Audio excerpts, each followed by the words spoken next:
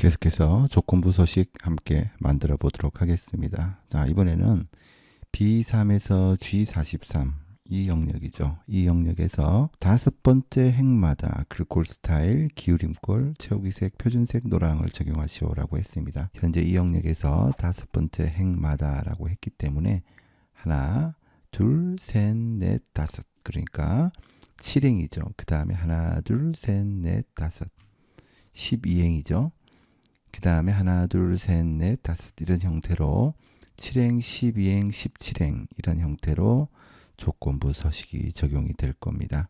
자, 현재 B3셀을 기준으로 하는데요.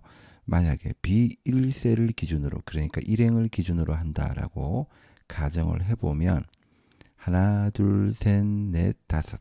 자, 5행이죠. 하나, 둘, 셋, 넷, 다섯.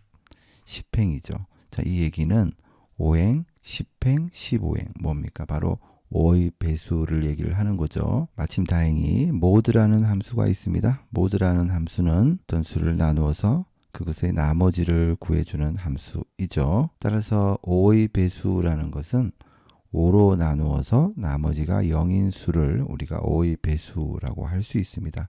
앞서서 7행, 12행, B3셀을 기준으로 해서 범위를 잡았을 때는 7행, 12행 이런 식으로 다섯 번째 행이 결정이 되었는데요.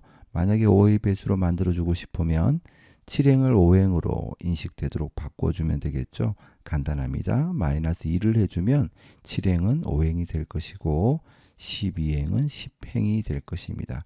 그래서 여기에 식을 미리 입력을 해두고 그 식을 복사해서 값을 구해주면 되겠죠. 자, low라는 함수는 누구나 예상할 수 있듯이 뭘까요? 바로 행수를 구해주는 거죠. B3셀을 기준으로 해서 행수, 행값을 구해보도록 하죠. 엔터를 눌러주면 예상했던 것처럼 3행이라는 결과값이 나옵니다. 이렇게 아래쪽으로 쭉 내려주면 3행, 4행, 5행, 6행 이렇게 나오게 되죠. 그러나 우리는 여기 3행을 1행으로 인식되도록 만들어 주려고 합니다. 그러면 어떻게 하면 되겠습니까? 2를 빼주면 되겠죠. 그러면 얘는 1행이 될 것이고 아래쪽으로 내리게 되면 1, 2, 3, 4, 5 이런 형태로 행수를 구할 수 있게 될 겁니다.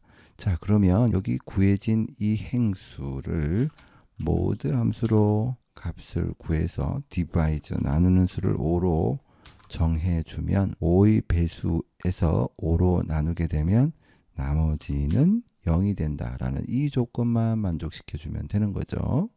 바로 이런 형태로 작업을 하면 되겠습니다. 따라서 여기 있는 이 식을 이렇게 바꿔주고 엔터를 해주면 false라는 결과값이 나오게 됩니다. 0이 아니라는 얘기죠. 왜? 1행이라는 값이 5로 나누게 되면 나머지가 1이 되기 때문에 0은 아니잖아요. 그래서 false라는 값이 구해지고요. 그래서 아래쪽으로 쭉 이렇게 내리다 보면 true라는 값들이 보일 겁니다. true라는 값 보이죠? 그 값이 바로 7행과 12행, B3셀을 기준으로 했을 때 다섯 번째 행마다 라는 뜻을 가지게 됨을 알 수 있습니다. 그래서 얘는 이제 지워버리고요. 조건부 서식을 적용해 보도록 하죠. 조건부 서식을 적용할 범위를 미리 이렇게 범위 지정한 다음에 홈 탭에 가면 조건부 서식이라고 있습니다. 여기에서 새 규칙 눌러주고요. 문제에서 수식을 사용해서 서식을 지정할 셀 결정 선택하라고 했죠. 자, 이렇게 선택한 다음에 복사해둔 수식을 컨트롤 V 해서 붙여넣고요. 서식 눌러서 문제에서 기울임꼴 지정해주고 채우기는 표준색 노랑 이렇게 지정해주라고 했죠.